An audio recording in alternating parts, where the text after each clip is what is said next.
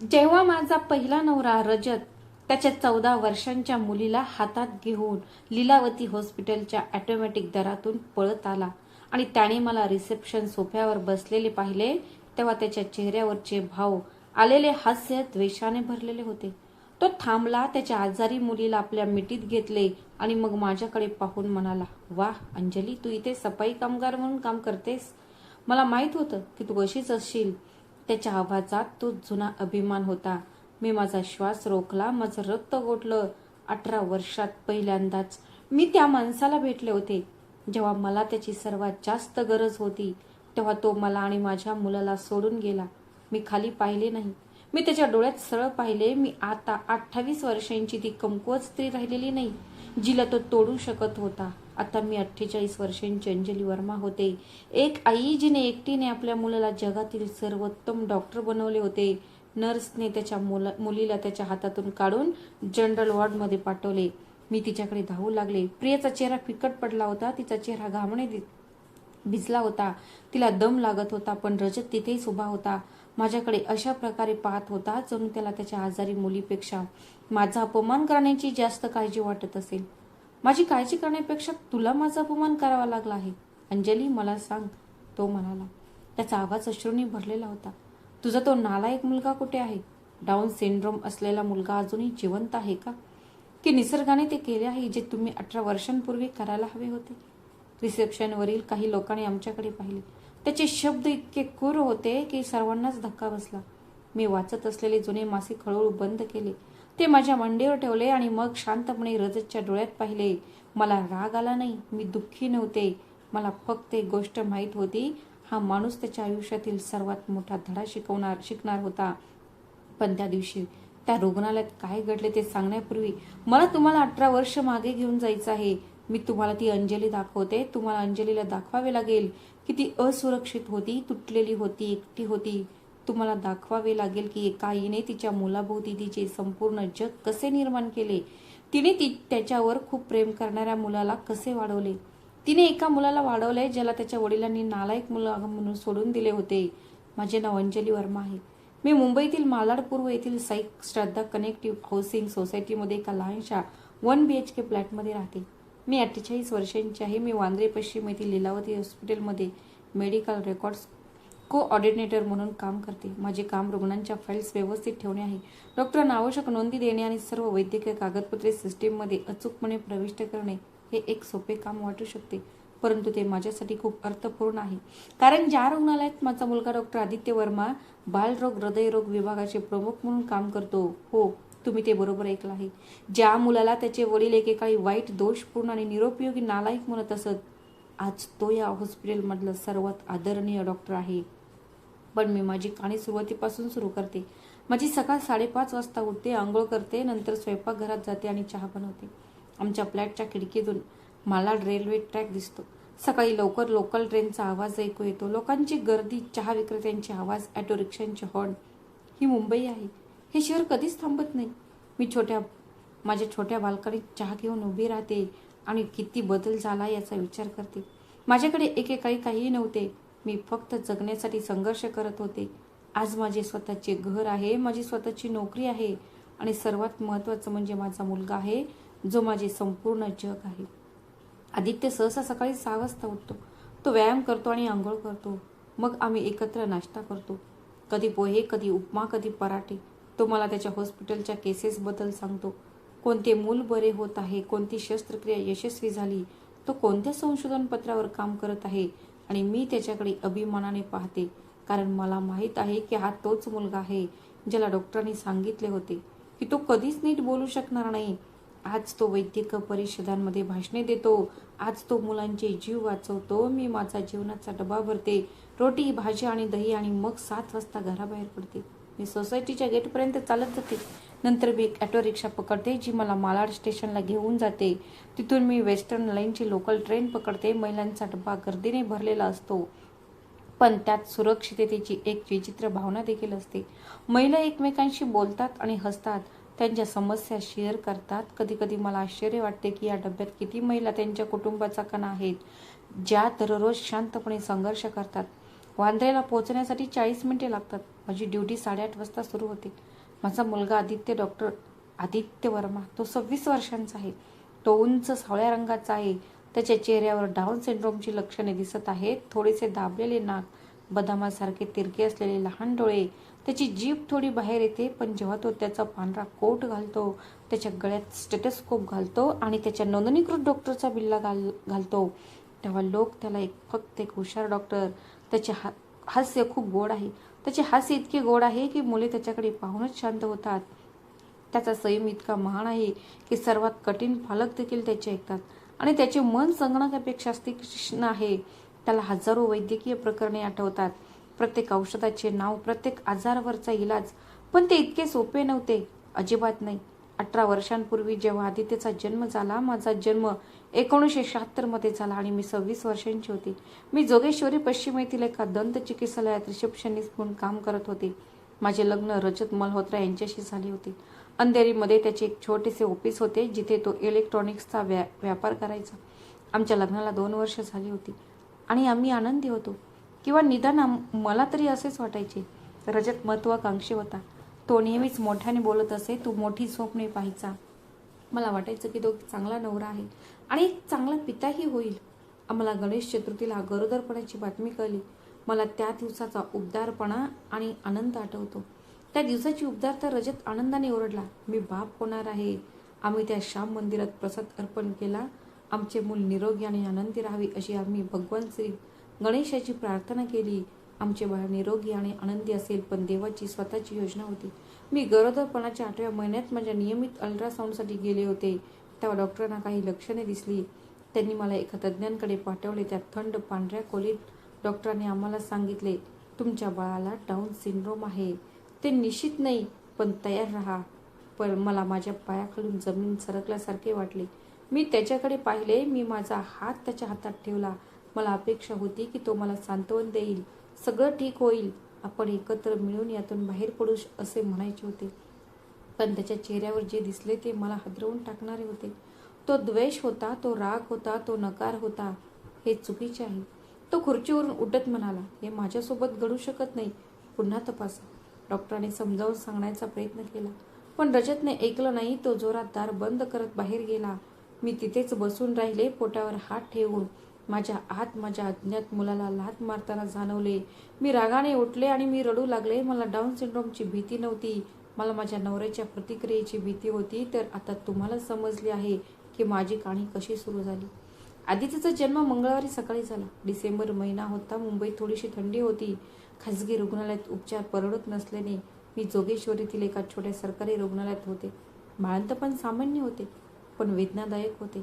9 तासांच्या प्रसूतीनंतर जेव्हा मी माझ्या मुलाचा पहिला रडण्याचा आवाज ऐकला, तेव्हा मला वाटले की माझे हृदय आनंदाने फुटेल.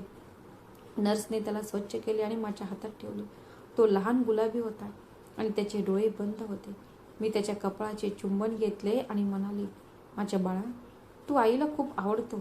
पण जेव्हा मी रजतकडे पाहिले, त्यालाही असाच आनंद मिळेल या आशेने मी जे पाहिले ते पाहून माझे हृदय तुटले. त्याचा चेहरा तिरस्काराने भरला होता. तो आदित्यकडे असे पाहत होता जणू काही तो घाणेरडा आहे. डॉक्टर हळुवारपणे म्हणाले, तुमच्या मुलाला डाऊन सिंड्रोमची लक्षणे आहेत. आपण खात्री करण्यासाठी एक तपासणी करू, पण त्याची शारीरिक वैशिष्ट्ये स्पष्ट आहेत. रजत एक पाऊल मागे हटला. जणू माझा स्पर्श त्याला नकोसा वाटला. त्याचा आवाज बर्फासारखा थंड होता. हा माझा मुलगा नाहीये. रजत, प्लीज, हे आपले मूल आहे. त्याला आपली गरज आहे. मला एक सामान्य मूल हवे होते, अंजली म्हणाली. तिच्या आवाजात दया नव्हती. तिने आदित्यकडे बोट दाखवले. तो दोषपूर्ण आहे. मी स्पष्टपणे सांगितले की मला कसा मुलगा हवा आहे आणि हा तो नाही. मला रडायचे होते, मला ओरडायचे होते, पण मी खूप अशक्त होते. जर तुम्ही तुमच्या मुलाला प्रेम करू शकत नसाल तर निघून जा, इथून निघून जा. आणि तो निघून गेला. तो त्या प्रसूती कक्षातून बाहेर पडला. मी तिथे एकटी पडले. आदित्य माझ्या हातात असताना नर्सने सहानुभूतीने माझ्या खांद्याला स्पर्श केला आणि म्हणाली, तू खूप कणखर आहेस, तू हे करशील. त्या रात्री हॉस्पिटलच्या बेडवर एकटे असताना मी माझ्या मुलाकडे पाहिले. त्याच्या लहान बोटाने माझ्या बोटांना धरले होते. त्याचा श्वास नियमित शांत होता. आणि मी एक निर्णय घेतला, जर मला नवरा आणि मुलापैकी एकाची निवड करायची असेल तर मी माझ्या मुलाला निवडेन. हॉस्पिटलमधून घरी परतणे हा सर्वात कठीण भाग होता. रजतने त्याचे कपडे घेतले होते. त्याने एक चिठ्ठी लिहून ठेवली होती. मी अंधेरीच्या एका फ्लॅटमध्ये राहायला गेले. तुम्ही सध्या घरात राहू शकता, पण तुम्हाला भाडे भरावे लागेल. त्या मुलासाठी मी काही नाही. मी प्रसूती रजा घेतल्यामुळे मला नोकरीवरून काढून टाकण्यात आले आणि क्लिनिकच्या मालकाने माझ्या जागी दुसऱ्याला कामावर ठेवले. माझ्याकडे काहीच बचत नव्हती. माझे आईवडील 3 वर्षांपूर्वी एका कार अपघातात वारले होते. मला भावंडे नव्हती. माझ्या लग्नात खूप आनंदी असलेली माझी आई आता माझे फोन उचलत नव्हती. मी पूर्णपणे एकटी होते. नवजात बाळासोबत पैसे नाहीत, नोकरी नाही, आधार नाही. सुरुवातीचे काही महिने जगण्यासाठी संघर्ष करावा लागला. मी घरातील वस्तू विकायला सुरुवात केली. प्रथम माझे दागिने, रजतने बनवलेल्या सोन्याच्या बांगड्या विकल्या. मंगळसूत्र, लग्नात त्याने दिलेले कानातले, नंतर टीव्ही, रेफ्रिजरेटर, वॉशिंग मशीन, जे काही पैसे मिळू शकत होते ते सर्व विकले गेले. कारण आदित्यला डॉक्टरची गरज होती. डाऊन सिंड्रोम असलेल्या मुलांना अधिक वैद्यकीय मदतीची आवश्यकता होती. त्यांना हृदयरोग, श्रवण समस्या आणि थायरॉइडच्या समस्या असू शकतात. त्यांचे स्नायू कमकुवत असल्याने त्यांना शारीरिक उपचारांची आवश्यकता असू शकते. त्यांना बोलण्यास त्रास होत असल्याने त्यांना स्पीच थेरपीची गरज आहे आणि ती खूप महाग आहे. मी सरकारी रुग्णालयांचा सहारा घेतला. डॉक्टरांशी 10 मिनिटे बोलण्यासाठी मी तासनतास रांगेत उभा राहायचे. मी मोफत थेरपी प्रोग्राम शोधले. मदत देणाऱ्या NGO पाहिल्या. मला मिळणारे प्रत्येक दार ठोठावले. जेव्हा आदित्य 6 महिन्यांचा होता, मला नोकरी मिळवायची होती. मला ऑफिसच्या इमारतीत साफसफाईची नोकरी मिळाली. संध्याकाळी 6 ते मध्यरात्री 12 वाजेपर्यंत. पैसे कमी होते, पण ते काहीतरी होते. मी आदित्यला माझ्या शेजारी शांता मावशी यांच्या घरी सोडायचे. ती एक म्हातारी विधवा होती, जी माझ्याकडून खूप कमी पैसे घेत असे. ती दयाळू होती, पण मला नेहमीच काळजी वाटत असे. ती आदित्यची योग्य काळजी घेत होती का? ती त्याला जेवू घालत होती का? माझा दिनक्रम खूपच भयानक होता. मी पहाटे 5 वाजता उठायचे. आदित्यला आंघोळ घालायचे, त्याला जेवू घालायचे, त्याच्यासोबत खेळायचे आणि फिजिओथेरपिस्टने शिकवलेले व्यायाम करायचे.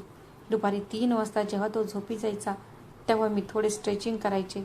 मग संध्याकाळी 5:30 वाजता मी त्याला शांतताईंकडे सोडून कामावर जायचे. मी फरशी पुसत असे, शौचालय स्वच्छ करायचे आणि कचरा उचलायचे. रसायनांमुळे माझे हात नेहमीच लाल व्हायचे. माझी पाठ वेदनेने दुखायची, पण मी थांबले नाही, कारण घरी एक बाळ होते ज्याला माझी गरज होती.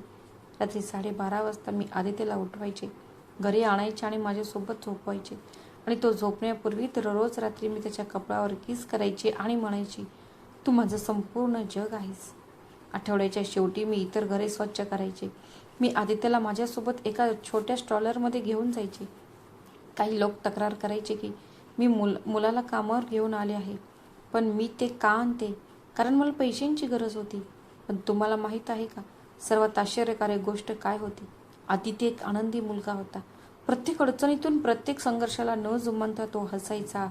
जेव्हा मी त्याला शांतताईंकडून आणायचे, तेव्हा त्याचा चेहरा उजळून जायचा. त्याचे छोटे हात माझ्याकडे पसरायचे आणि मला माहीत होतं की प्रत्येक वेदना मोलाची आहे. जेव्हा तो 1 वर्षाचा झाला, तेव्हा तो बसायला शिकला. ही गोष्ट छोटी वाटली, पण डाऊन सिंड्रोम असलेल्या मुलांसाठी ही एक मोठी कामगिरी आहे. फिजिओथेरपिस्ट म्हणाले, तुम्ही खूप छान करत आहात. अंजली, आदित्य चांगली प्रगती करत आहे.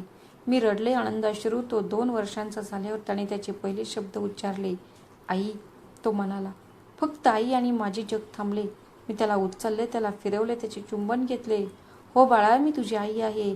मी तो क्षण माझ्या फोनवर रेकॉर्ड केला होता. तो व्हिडिओ अजूनही माझ्याकडे आहे. त्या लहान मुलाने आई हाक मारली आणि त्याच्या आवाजात खूप प्रेम होते. त्याच सुमारास 2017च्या सुमारास मी डॉक्टर कविता नायर यांना भेटले.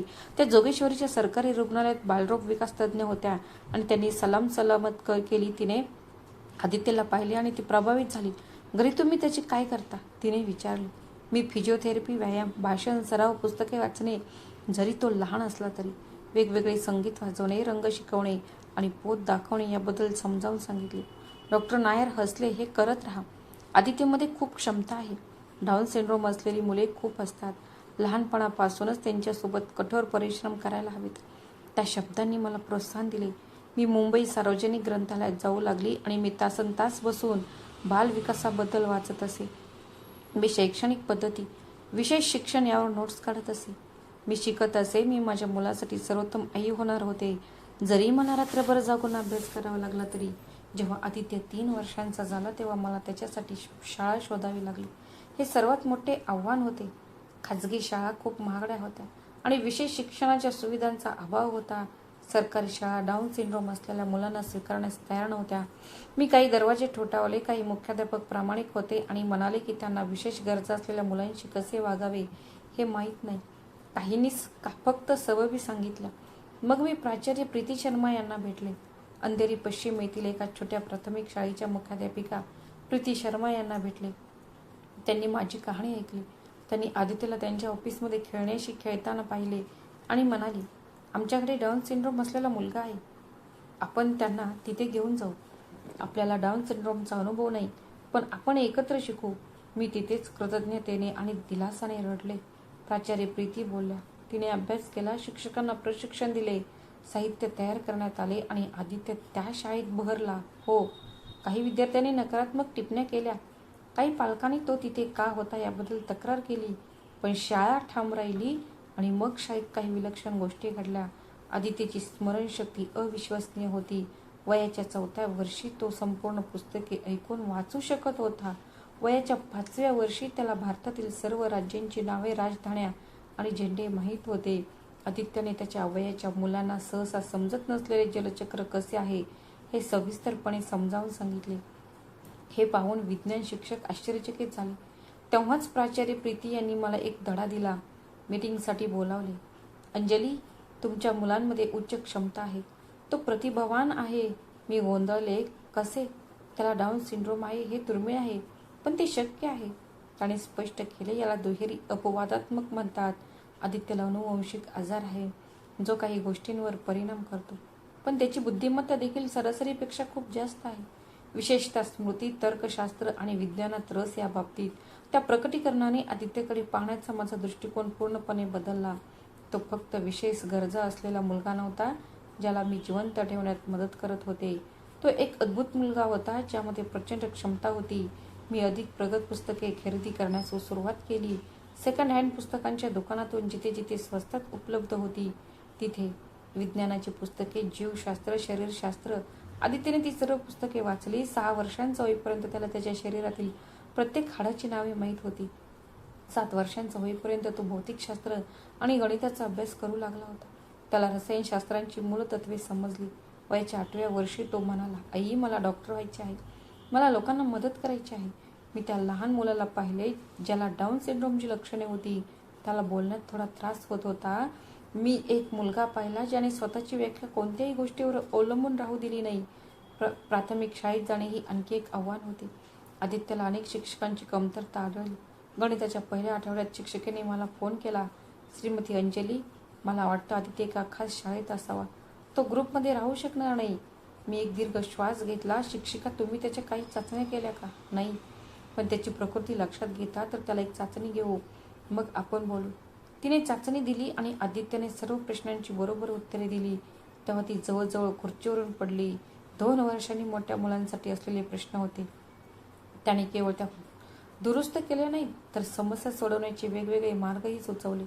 त्या दिवसापासून शिक्षक आदित्यकडे वेगळ्या नजरेने पाहू लागले. दयेने नाही तर आदराने. काहींना अजूनही शंका होती. त्यांना वाटलं की तो तिथे नसावा, पण बहुतेकाने माझ्या मुलाची प्रतिभा ओळखली. दरम्यान मी वेडेसारखे काम करत होते.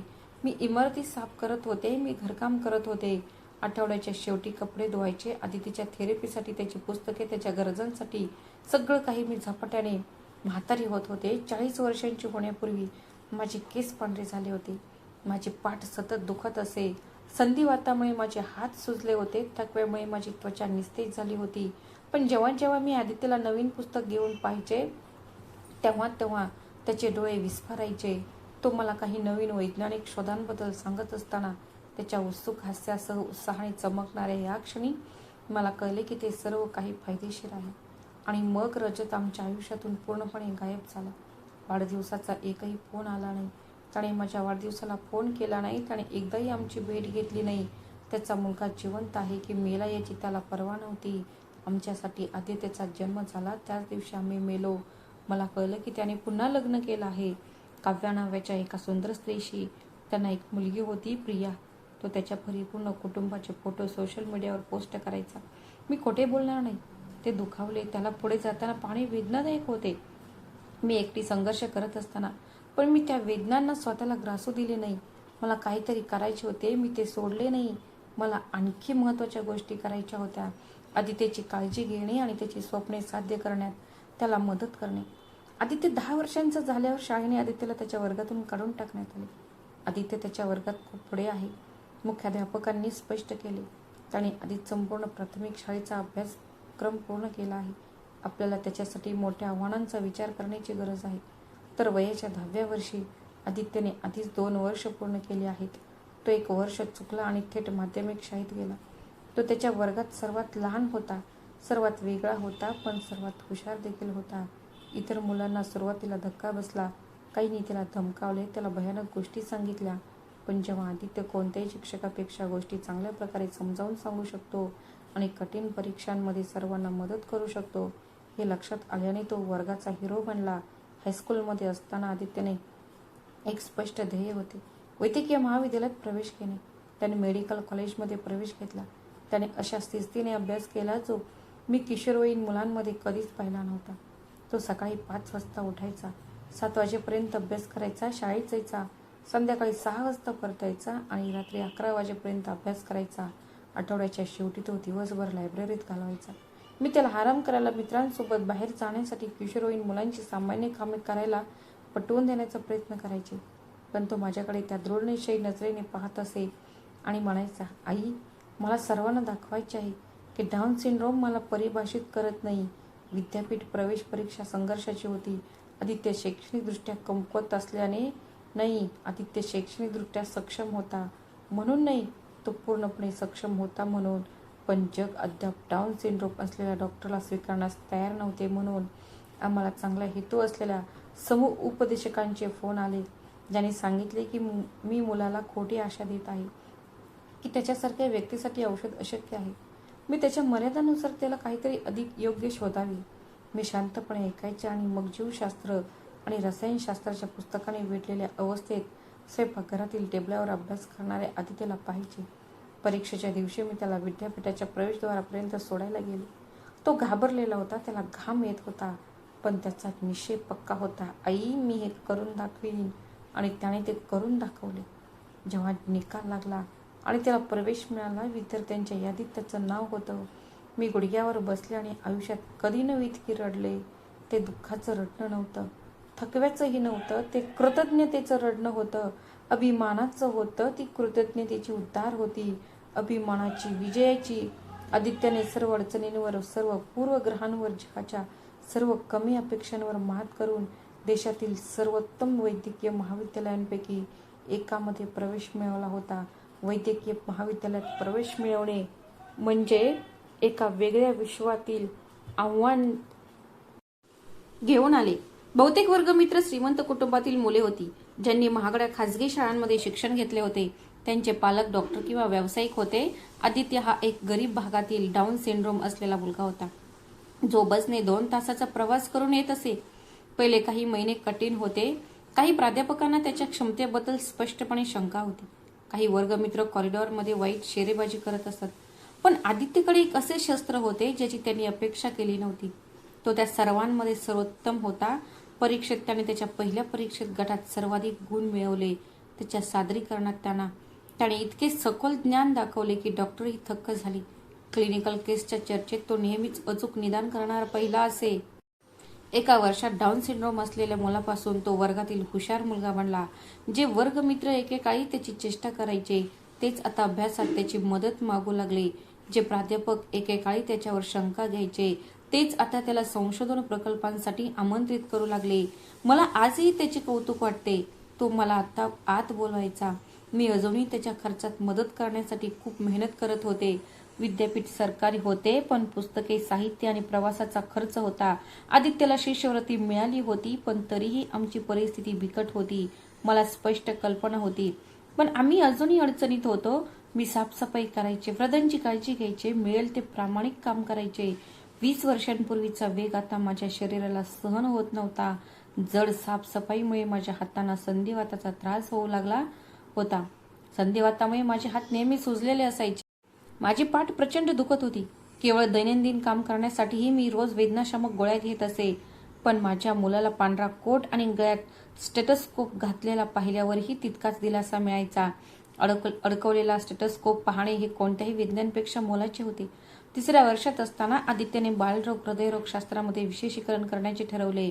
मला लहान मुलांची काळजी घ्यायची आहे, विशेषतः ज्यांना जन्मजात हृदयरोग आहे. त्यांना हे कळावे अशी माझी इच्छा आहे की त्यांचे निदान काहीही असले तरी ते काहीही बनू शकतात. त्यांनी मुंबईतील सर्वात प्रतिष्ठित रुग्णालयांपैकी एक असलेल्या वांद्रे येथील लीलावती रुग्णालयात आपल्या प्रॅक्टिसला सुरुवात केली.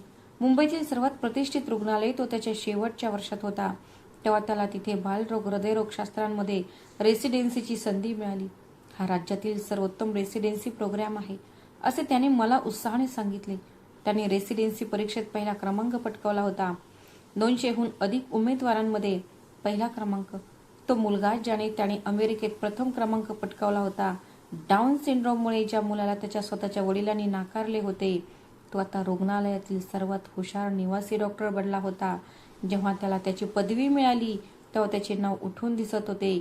डॉक्टर आदित्य वर्मा, बालरोग तज्ज्ञ, बालरोग हृदयरोग विभागातील निवासी डॉक्टर.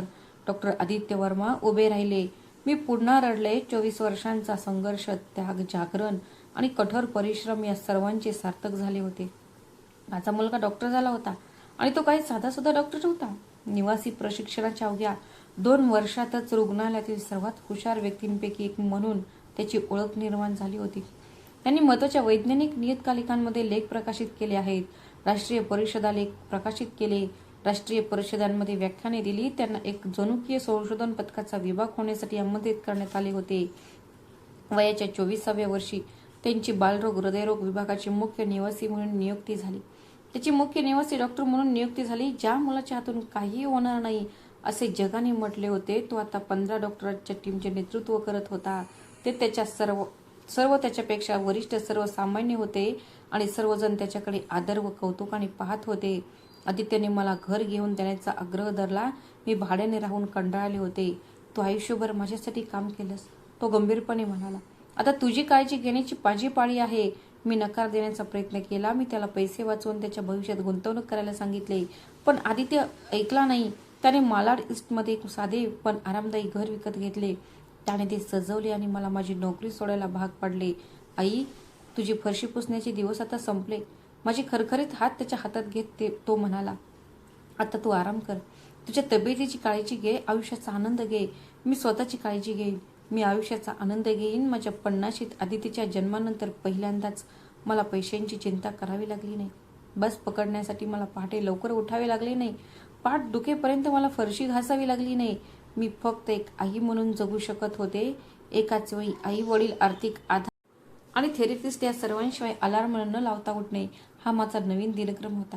शांतपणे नाश्ता करणे, पार्कमध्ये फिरायला जाणे, चर्चमधील हस्तकला वर्गांना जाणं, अशा साध्या गोष्टींसाठी माझ्याकडे वेळ नव्हता.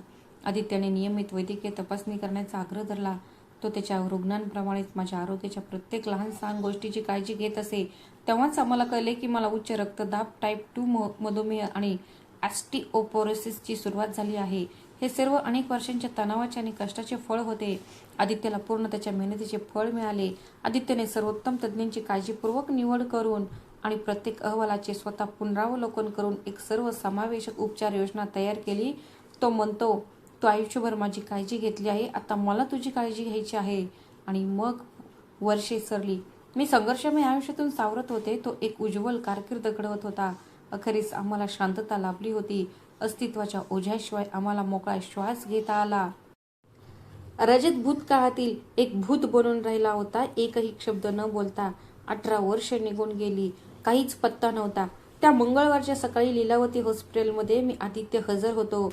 मला काही विमा कागदपत्रांवर सही करण्यासाठी बोलवण्यात आले होते, ज्यात त्याने माझे नाव लाभार्थी म्हणून लावले होते. मी लवकर पोहोचले. टोकन घेतल्याने रिसेप्शनच्या सोफ्यावर वाट पाहत बसले. मी एक वैयक्तिक मासिक वाचत होते. तेव्हा मला प्रवेशद्वाराजवळ गोंधळाचा आवाज ऐकू आला. एक वृद्ध माणूस एका किशोरवयीन मुलीला कवेत घेऊन मदतीसाठी ओरडत स्वयंचलित दरवाजातून धावत आत आला. तो खूप हताश झाला होता. मी वर पाहिलं आणि माझ्या काळजाचा ठोकाच चुकला. तो म्हातारा माणूस जरी बारीक आणि वाकलेला होता तरी मी तो चेहरा ओळखला. तो रजत होता. त्याने सुरुवातीला माझ्याकडे पाहिलं नाही. त्या मुलीवर उपचार करण्यावर त्याचं लक्ष केंद्रित होतं. पण जेव्हा नर्सनी तिला इमर्जन्सी रूममध्ये नेलं, मी आत शिरताच तो वळला आणि आमची नजरानजर झाली. त्याच्या चेहऱ्यावर मला धक्का बसला. क्षणभर त्याला काहीतरी आठवल्याचा भास झाला आणि मग एक स्मित हास्य जे मला चांगलंच आठवत होतं. तो लडखडत्या पावलांनी माझ्या दिशेने चालत आला. स्पष्टपणे अस्वस्थ होता, पण त्याच्यात एक वेगळीच माणुसकी होती. पण आपला जुना रुबाब टिकवून ठेवण्याचा प्रयत्न करत होता. आणि मग तो ते शब्द बोलला. ते क्रूर विषारी शब्द ऐकून मी शांतपणे प्रतिसाद दिला. त्याच क्षणी आपत्कालीन विभागाचा दरवाजा उघडला. आदित्य बाहेर आला. त्याच्या मागे 3 रहिवासी लोक होते जे प्रत्येक शब्द लिहून घेत होते. कॉम्प्लेक्स थेरपी प्रोटोकॉलबद्दल आपले काम व्यवस्थित माहीत असलेल्या व्यक्तीच्या अंगी येणाऱ्या नैसर्गिक अधिकाराने त्यांनी शब्दांचा वापर करून समजावून सांगितले. रहिवासी लक्षपूर्वक ऐकत होते आणि प्रश्न विचारत होते, ज्यांची उत्तरे त्यांनी संयमाने आणि अचूकपणे दिली.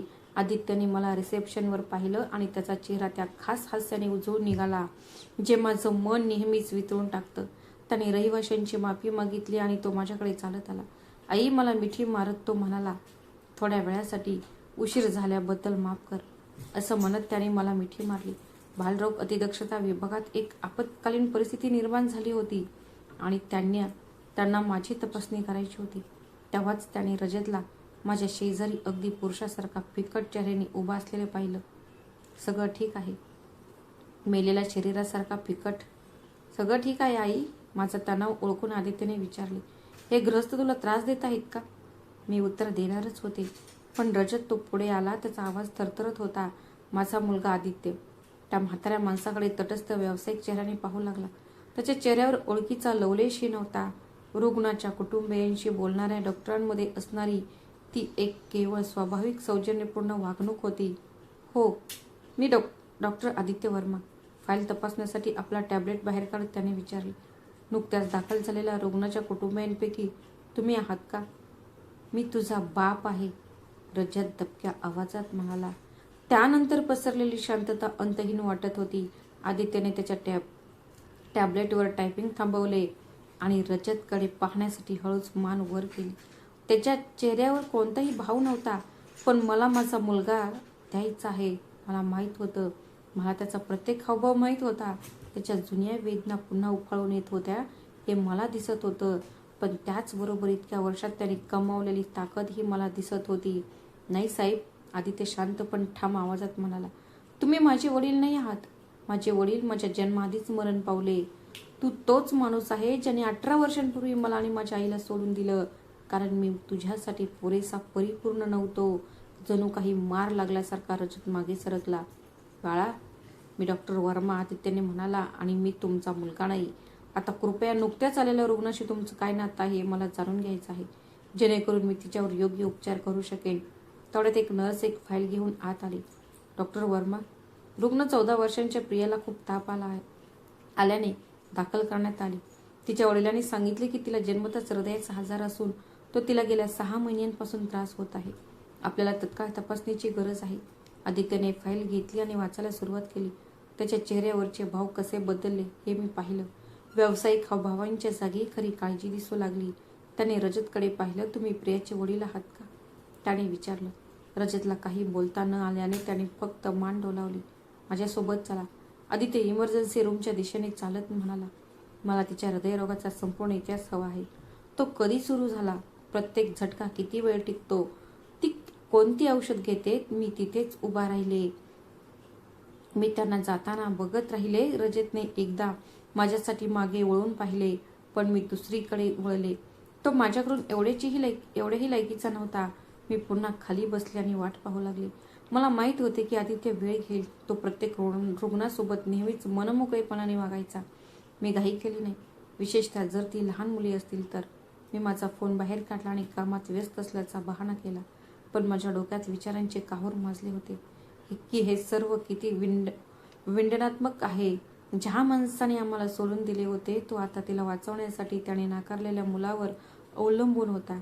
2 तास उलटून गेले. अखेरीस आदित्य इमर्जन्सी रूममधून बाहेर आला. त्याचा चेहरा थकलेला पण समाधानी होता. तो माझ्या शेजारी बसला. तू कशी आहेस? त्याने हळू आवाजात विचारले. मलाच तुला हे विचारायला हवं, त्याचा हात धरत मी उत्तर दिले. त्याने एक दीर्घ श्वास घेतला. प्रियाची प्रकृती स्थिर आहे. जंतू संसर्गामुळे आलेल्या प्रचंड तापामुळे असं झालं होतं. मी अँटीबायोटिक्स आणि इतर औषधे लिहून दिली. निरीक्षणासाठी इथे काही दिवस थांबणार आहे. आणि मी ते कोणाचेही नाव न घेता विचारले. तो अस्वस्थ आहे, आदित्य म्हणाला. त्याच्या मुलीला गंभीर जन्मजात हृदयरोग आहे. असे दिसते की ती अनेक वेळा रुग्णालयात दाखल झाली होती. त्याने मला अनेक तज्ज्ञांच्या अहवालांनी भरलेला एक फाईल दाखवली. असं वाटत होतं की कोणत्याही डॉक्टरने त्याला पूर्णपणे नियंत्रणात आणलं नव्हतं. मला काय वाटून घ्यावं हेच सुचत नव्हतं. माझ्या मनात कुठेतरी समाधान होतं. मला याला दैवी न्याय मानायचं होतं. ज्या माणसाने अनुवंशिकतेमुळे मुलाला नाकारलं होतं त्याला आता एक गंभीर मज्जासंस्थेचा आजार असलेली मुलगी झाली होती. पण माझा मुलगा, ती भूमिका जी आदित्यने मला इतक्या वर्षात सांभाळायला शिकवली होती, त्रास सहन करणाऱ्या त्या निरागस मुलीसाठी मला फक्त वाईट वाटत होतं. तू काय करणार, मी विचारलं. माझं काम, त्याने सहजपणे उत्तर दिलं. मी प्रियाची शक्य तितकी उत्तम काळजी घेईन. तिचे वडील कोण आहेत यात तिचा काही दोष नाही. आणि जुन्या वैमानस्यांच्या आधारावर कोणाला मदत करायची हे ठरवण्यासाठी मी डॉक्टर झालेलो नाही. निवड, माझा मुलगा नेहमीच इतका प्रामाणिक, आमच्यापैकी कोणापेक्षाही नेहमीच श्रेष्ठ. प्रिया दुसऱ्या दिवशी हॉस्पिटलमध्येच राहिली आणि आदित्यने स्वतः हे प्रकरण हाताळले. त्याने सर्व प्रकारच्या चाचण्या करायला सांगितल्या आणि इतर तज्ज्ञांचा सल्ला घेतला. संपूर्ण वैद्यकीय इतिहास घेतला. मला माहित होतं की तो हे रजतसाठी करत नव्हता, पण तरीही रजतने आदित्यशी अनेकदा संपर्क साधण्याचा प्रयत्न केला. मी कॉरिडॉरमध्ये त्याची वाट पाहत होते. त्यांनी संभाषण उपचारांपलीकडे नेण्याचा प्रयत्न केला, पण आदित्यने कमालीचे व्यावसायिक अंतर राखले होते. त्याने उपचारांबद्दलच्या महत्वाच्या प्रश्नांची उत्तरे दिली. नेमक्या 4थ्या दिवशी आदित्यला एक महत्वाचा शोध लागला. ती प्रिया होती. तो जुने अहवाल पाहत होता तेव्हा त्याच्या लक्षात एक अशी गोष्ट आली जी इतर डॉक्टरांच्या नजरेतून सुटली होती. मला वाटतं मला प्रियेच्या हृदयरोगाचं खरं कारण सापडलं आहे. तिच्या हृदयात एक लहानसा व्यंग आहे जो इतरांच्या लक्षात आलेला नाही, कारण तो फक्त एका विशिष्ट प्रकारच्या स्कॅनमध्येच दिसतो. जर माझं म्हणणं खरं असेल तर एक शस्त्रक्रिया आहे जी पूर्णपणे ठीक करू शकते. हे तर खूपच छान आहे, मी म्हणाले. तू त्याला सांगशील का? एक क्षणभर शांतता पसरली. तू त्याला सांगशील का? थोड्या वेळ थांबून तो म्हणाला, हो, कारण ते खरं आहे. त्या रात्री आदित्यने रजतला त्याच्या तपासण्यांच्या खोल्यात बोलावले. मी तिथे नव्हते, पण आदित्यने मला नंतर सांगितले. त्याने मला अहवाल दाखवले, त्यातील निष्कर्ष समजावून सांगितले आणि तो पुढे म्हणाला, ऑपरेशन, शस्त्रक्रियेचा तपशील आणि यशस्वी होण्याची शक्यता सांगितली. डोळ्यातून अश्रू वाहत असताना रजत शांतपणे ऐकत होता. आदित्यचे बोलणे संपल्यावर रजत सहजच म्हणाला, काय? आदित्यने विचारले. तू जे काही म्हणालास, तू माझ्याशी आणि तुझ्या आईशी जे काही केलंस, त्यानंतर तुला माझ्या मुलीला मदत करण्याची काळजी का वाटते? आदित्य तो क्षणभर शब्द शोधत शांत राहिला. मग तो म्हणाला, कारण मी तुझ्यासारखा नाही. तो म्हणाला, तू एका अनुवंशिक आजारामुळे एका मुलाला सोडून दिलंस. मी त्याच्या वडिलांमुळे एका रुग्णाला सोडून देणार नाही. प्रिया सर्वोत्तम उपचारास पात्र आहे आणि मी ते तिला देईन. तुझ्यासाठी नाही तर तिच्यासाठी. रजत आणखी काही बोलण्याचा प्रयत्न करत होता, माफी मागण्याचा, पण आदित्यने हात उंचावून त्याला थांबवले. मिस्टर रजत, मला समजते की हे अवघड आहे, पण मला हे स्पष्ट करायचं आहे की आपले नाते या रुग्णालयातील तुमच्या मुलीच्या उपचारांशी जोडलेले आहे. या सगळ्याची सुरुवात आणि शेवट तुमच्या मुलीला या रुग्णालयात मिळालेल्या उपचारांवरच अवलंबून आहे. मला तुमच्या माफीची गरज नाही. तुम्ही पुन्हा संबंध जोडण्याचा प्रयत्न करण्याची मला गरज नाही. मला एक अद्भुत आई लाभली आहे जी आयुष्यभर माझ्यासाठी आई आणि वडील दोघांसारखीच होती. माझं आयुष्य परिपूर्ण आणि आनंदी आहे. तुम्ही माझ्या डीएनएचा भाग आहात, पण तुम्ही माझ्या आयुष्याचा भाग नाही. मला आशा आहे की तुम्ही याचा आदर कराल. प्रियेची शस्त्रक्रिया पुढच्या आठवड्यात होणार आहे. आदित्य शस्त्रक्रिया करणार नव्हता. तो हृदयरोग तज्ज्ञ होता, हृदय शल्य चिकित्सक नव्हता, पण त्याने संपूर्ण टीममध्ये समन्वय साधला आणि शस्त्रक्रियेच्या संपूर्ण प्रक्रियेदरम्यान तो उपस्थित होता. शस्त्रक्रियेच्या त्या दिवशी मी हॉस्पिटलमध्ये गेले. रजतला भेटायला नाही तर माझ्या मुलासोबत राहायला. मला माहित होतं की तो कितीही व्यावसायिक असला तरी या परिस्थितीमुळे तो हादरला होता. मला रजत वेटिंग रूममध्ये एकटाच आढळला. तो एकाकी पडला होता. तो अधिकच वाकलेला, अधिक असहाय्य, अधिक घाबरलेला दिसत होता. मला पाहताच तो हळूच उभा राहिला. अंजली, तो गदगदलेल्या आवाजात म्हणाला, मी तुझ्याशी बोलू शकतो का प्लीज? माझ्या शरीराच्या प्रत्येक कणाला त्याला झोडपून काढायचं होतं. तो मला तसंच करायला सांगत होता जसं तो 18 वर्षांपूर्वी निघून गेला होता. तसंच मीही पाठ फिरवून निघून जावं. पण मला आदित्य काय म्हणाला होता ते आठवलं. चांगलं वागण्याबद्दल, त्यांच्यासारखं न होण्याबद्दल. मी एक दीर्घ श्वास घेतला आणि होकारार्थी मान हलवली. आम्ही एकमेकांपासून दूर बसलो होतो. बोलण्यापूर्वी त्याने आपल्या थरथरणाऱ्या हातांकडे पाहिले. कुठून सुरुवात करावी हेच मला कळत नाहीये, तो म्हणाला. मी जे काही केलं त्यासाठी माफी मागणं खूपच क्षुल्लक वाटते. मी काहीच उत्तर दिलं नाही. फक्त आदित्यच्या बोलण्याची वाट पाहत राहिली. मी जन्मापासूनच घाबरलेलो होतो. तो सारखं म्हणायचा की मला फक्त डाऊन सिंड्रोम दिसतोय, तो फरक. लोक काय म्हणतील, मला त्या पलीकडे काही दिसत नव्हतं. आणि मी हे मान्य करायला खूप भीत होतो की समस्या माझ्यात होती, त्याच्यात नाही. तुमचं बरोबर आहे. माझं त्यात काही स्वारस्य नव्हतं. तुझं बरोबर आहे, मी म्हणाले. केवळ माफी मागून भागत नाही, तो रडतडत मान हलवत होता. मी माझ्या आयुष्यातील सर्वोत्तम गोष्ट कचऱ्यात फेकून दिली. प्रियामुळे मला दुसरी संधी मिळाली होती. मला वाटलं होतं की मी तो वडील होऊ शकेल. मी तिच्यासाठी जसा होतो तसा राहिलो नाही. पण आयुष्याचा एक वेगळाच विचित्र खेळ असतो. प्रिया जन्मताच हृदयाच्या एका गंभीर आजाराने ग्रस्त होती. आणि तुम्हाला माहित आहे का माझी पहिली प्रतिक्रिया काय होती? पुन्हा एकदा घबराट, पुन्हा एकदा भीती. मी जवळजवळ तीच चूक पुन्हा केली असती. पण तू नाही केलंस, मी थंडपणे म्हणाली. नाही, कारण माझ्या बायकोने मला तसं करू दिलं नाही. ती म्हणाली की जर मी मुलाला सोडलं तर ती मला सोडून जाईल. म्हणून मी थांबलो. मी मर्यादांच्या पलीकडे जाऊन प्रेम करायला शिकलो. पण आदित्य, फार उशीर झाला होता, खूपच उशीर. हे माझ्या लक्षात आलं जेव्हा मी त्याला त्याच्या पांढऱ्या कोटमध्ये पाहिलं. लोक त्याला डॉक्टर आदित्य म्हणत होते. तो संपूर्ण टीमला आदेश देत होता. तेव्हा माझा विश्वासच बसत नव्हता. आणि ते कसं? मी त्याचे वाक्य पूर्ण केले. एक मूल, ज्या मुलाला तुम्ही दोषपूर्ण म्हणत होता, तो एक हुशार डॉक्टर बनला. संघर्षातून, दृढ निश्चयातून आणि त्याच्यावर कधीही शंका न घेणाऱ्या आईमुळे, थेरपीमुळे, प्रेरणेमुळे, दर्जेदार शिक्षणामुळे आणि बिनशर्त पाठिंब्यामुळे, उत्साहातून, दर्जेदार शिक्षणातून, निरपेक्ष प्रेमातून, अशा प्रत्येक गोष्टीतून जी तुला द्यायची नव्हती तो रडू लागला. आपला चेहरा झाकून घेत मी त्या खचलेल्या माणसाकडे पाहिलं आणि मला काहीच समाधान वाटलं नाही. फक्त एक पोकळी. तो आता माझा नव्हता. तिथे काहीच नव्हते.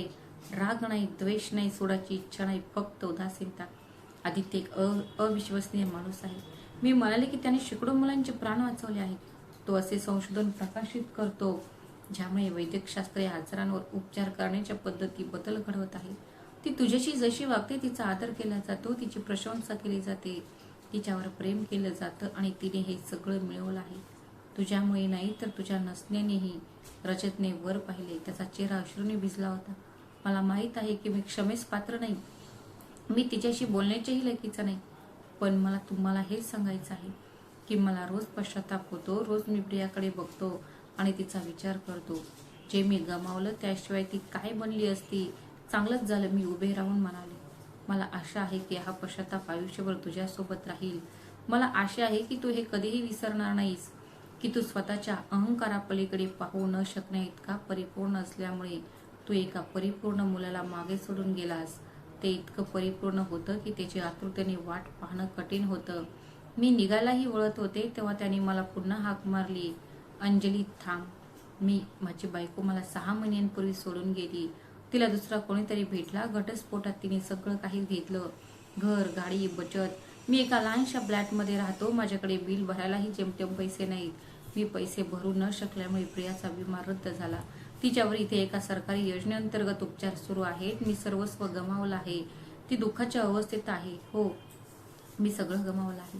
त्याला सहानुभूतीची अपेक्षा होती. त्याला वाटत होतं की मला त्याच्याबद्दल काहीतरी वाटेल. पण मला फक्त अधिकच पोकळी जाणवली. एक गंमत सांगू का? मी म्हणाले. मी आदित्यला घरी सोडलं. 3 नोकऱ्या करून चाळीत राहत होते.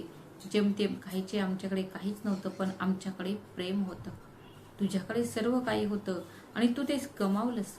कारण महत्वाचं काय आहे तुला कधीच कळलं नाही. मला तुझ्याबद्दल वाईट वाटत नाही रजत. तू जे पेरलं आहेस तेच आता उगवलं आहे. यावेळी मी मागे न पाहता निघून गेले. प्रियाची शस्त्रक्रिया 6 तास चालली. ती यशस्वी झाली. आदित्य मला ही बातमी सांगायला आला. तो थकलेला पण आनंदी होता. ती बरी होईल. तो म्हणाला की हृदयशल्य चिकित्साने ती विकृती पूर्णपणे काढून टाकली आहे. तिला पुन्हा तो त्रास होण्याची शक्यता 5% कमी आहे. ती सामान्य आयुष्य जगू शकेल. अभिमानाने माझी छाती भरून आली आणि मी माझ्या मुलाला मिठी मारली. त्याने तिला वाचवले. मला फक्त अडचण दिसली. संपूर्ण टीमने मिळून काम केले. नेहमीच इतका नम्र, नेहमीच श्रेय वाटून घेणारा. 1 आठवड्यानंतर प्रियाला डिस्चार्ज मिळाला. ती जात असलेल्या दिवशी रजत पुन्हा तिच्याकडे गेला. त्याचे मनपूर्वक आभार मानण्यासाठी, त्याच्याशी जवळीक साधण्यासाठी. पण आदित्यने फक्त औपचारिकपणे हस्तांदोलन केले. ती लवकर बरी व्हावी अशी सदिच्छा व्यक्त केली आणि निरोप घेतला. साधी, नाट्यविरहित, कुर्रविरहित, पण त्याचबरोबर कोणताही न उलगडणारा अनुभव. मला वाटत होतं की गोष्ट तिथेच संपेल. रजत आपल्या बऱ्या झालेल्या मुलीला घेऊन निघून जाईल आणि आम्ही आमच्या आयुष्यात परत जाऊ. पण नियतीला जे हवं होतं ते आणि इतरही योजना होत्या. 3 महिन्यांनंतर मी घरी होते तेव्हा आदित्य कामावरून लवकर घरी आला. त्याच्या चेहऱ्यावर एक विचित्र भाव होता. ना आनंद, ना दुःख, आश्चर्य आणि अविश्वास यांच्यामधला काहीतरी भाव. आई, मला तुला काहीतरी सांगायचं आहे, तो सोफ्यावर बसत म्हणाला. काय झालं? रजत मला आज हॉस्पिटलमध्ये भेटला. मी पूर्णपणे तणावात होते. त्याला काय हवं होतं? आदित्यने एक उसासा टाकला. प्रिया खूप छान आहे, तो म्हणाला. ऑपरेशन झाल्यापासून एकदाही त्रास झालेला नाही आणि त्याला हॉस्पिटलला देणगी द्यायची आहे. एक मोठी देणगी. मी गोंधळून पुन्हा विचारलं.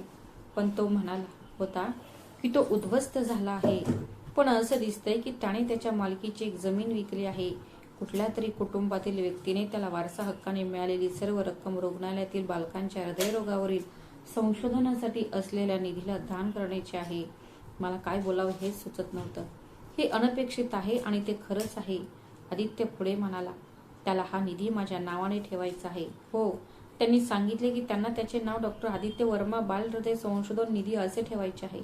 तू ते स्वीकारले का? मी म्हणाले, मी विचार करेन. मला तुझ्याशी बोलायचं होते. आमच्या गप्पा सुरू झाल्या. आता त्यावर विचार करण्याची वेळ आली होती. आम्ही शांत झालो. हे सगळं पचवणं खूप कठीण होतं. ज्या माणसाने आम्हाला सोडून दिलं होतं तो आता त्याने नाकारलेल्या मुलाचं नाव एका वैद्यकीय निधीमध्ये अमर करू पाहत होता. आई, तुला काय वाटतं? हे खरं आहे की केवळ अपराधीपणाच्या भावनेतून संमती मिळवण्याचा प्रयत्न आहे? मी विचारपूर्वक विचार केला. मला वाटतं हे दोन्ही असू शकतं.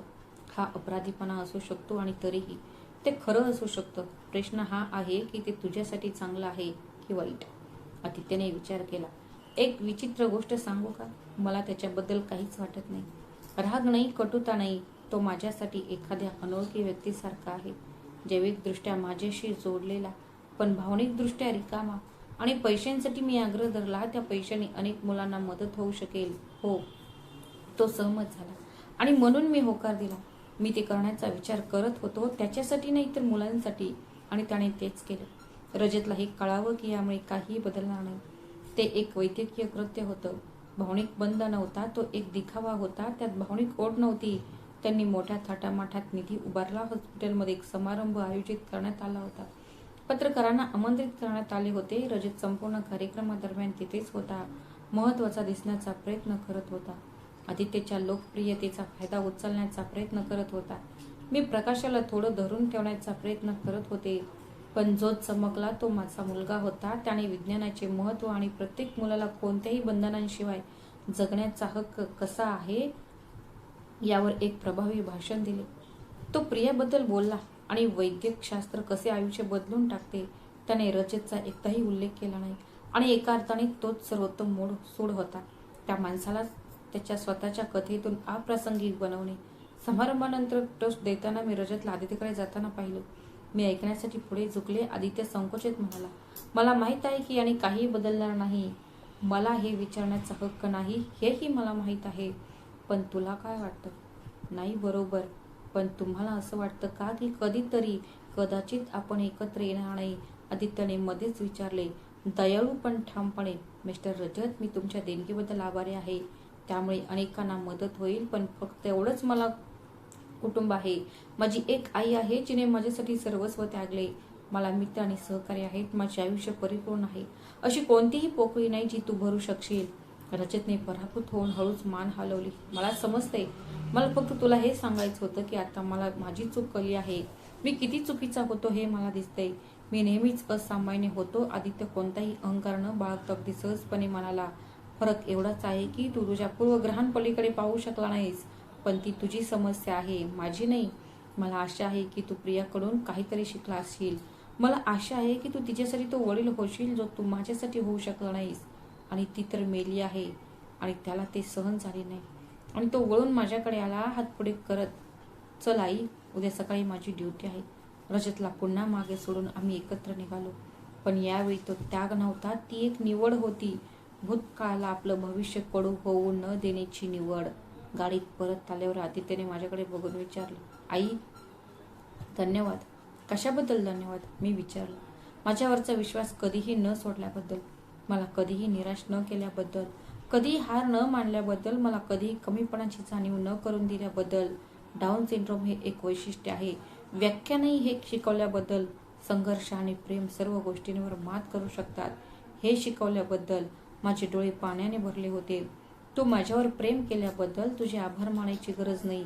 माझ्या बाळा, मी केलेलं ते सर्वात सोपं काम होतं. ते सोपं नव्हतं, ती म्हणाली. मला आठवते तू घरी थकून यायचीस जेणेकरून मला आठवते माझ्यासाठी जास्त राहावं म्हणून तू कमी खायचीस. मला आठवते तू गुपचूप रडायचीस. काहीच सोपं नव्हतं आई, पण तू ते करून दाखवलंस. मी ते पुन्हा करेन. 1000 वेळा त्याचा हात हातात घेत आम्ही घरी पोहोचलो. आमची नेहमीची कामं केली. तो मला त्याच्या हॉस्पिटलमधल्या केसेसबद्दल सांगायचा. मी त्याला समाजाबद्दल सांगायचे. सगळं साधं, सामान्य आणि परिपूर्ण होतं. त्या रात्री झोपण्यापूर्वी मी त्या संपूर्ण प्रवासाचा विचार करत होते. 18 वर्षांपूर्वी हॉस्पिटलमधील त्या दिवसापासून जेव्हा रजतने आमच्या मुलाकडे तिरस्काराने पाहिले होते. 18 वर्षाचा संघर्ष, त्याग, अश्रू आणि कठोर परिश्रम. आणि अखेरीस ज्या माणसाला वाटत होतं की उत्तम अनुवंशिकताच यशाची हमी देते, तो एकटाच आणि खचलेला. आणि ज्या मुलाला त्याने नाकारले होते, तो लोकांचे जीव वाचवत होता आणि जग बदलत होते. आयुष्याने प्रत्येकाला त्याच्या लायकीचे दिले. मी डोळे मिटले आणि कृतज्ञता व्यक्त केली. त्या कष्टांबद्दल धन्यवाद, ज्या अडचणींनी आम्हाला अधिक कणखर बनवले त्याबद्दल धन्यवाद. प्रत्येक अश्रूबद्दल धन्यवाद, ज्या प्रत्येक आव्हानाने माझ्या मुलाला आजचा माणूस म्हणून घडवले त्याबद्दल धन्यवाद. आणि आश्चर्याची गोष्ट म्हणजे रजतबद्दलही धन्यवाद, कारण जर तो त्याच्या पूर्वग्रहांना चिकटून राहिला असता तर त्याने आदित्यची प्रतिभा विझवून टाकली असती. त्याचे जाणे कितीही वेदनादायी असले तरी त्याने आम्हाला दिलेली सर्वोत्तम भेट होती. त्याने आम्हाला वाढवण्याचे आणि चमकण्याचे स्वातंत्र्य दिले. पुढच्या महिन्यात आदित्यच्या कामाला आणखी ओळख मिळाली. त्याचे संशोधन एका प्रतिष्ठित आंतरराष्ट्रीय जर्नलमध्ये प्रकाशित झाले. त्याला इतर देशातील परिषदांमध्ये बोलण्यासाठी आमंत्रित करण्यात आले. पण मला सर्वात जास्त अभिमान या गोष्टीचा वाटला की तो हे करू शकला. तर मित्रांनो, एक आईने आपल्या मुलासाठी जे काही केले ते योग्य केले का? व्हिडिओ आवडल्यास व्हिडिओला लाईक करा, शेअर करा आणि आमच्या चॅनलला सबस्क्राईब करायला विसरू नका. भेटूया अशाच आणखी एका नवीन कथेत. तोपर्यंत स्वतःची आणि तुमच्या प्रियजनांची काळजी घ्या.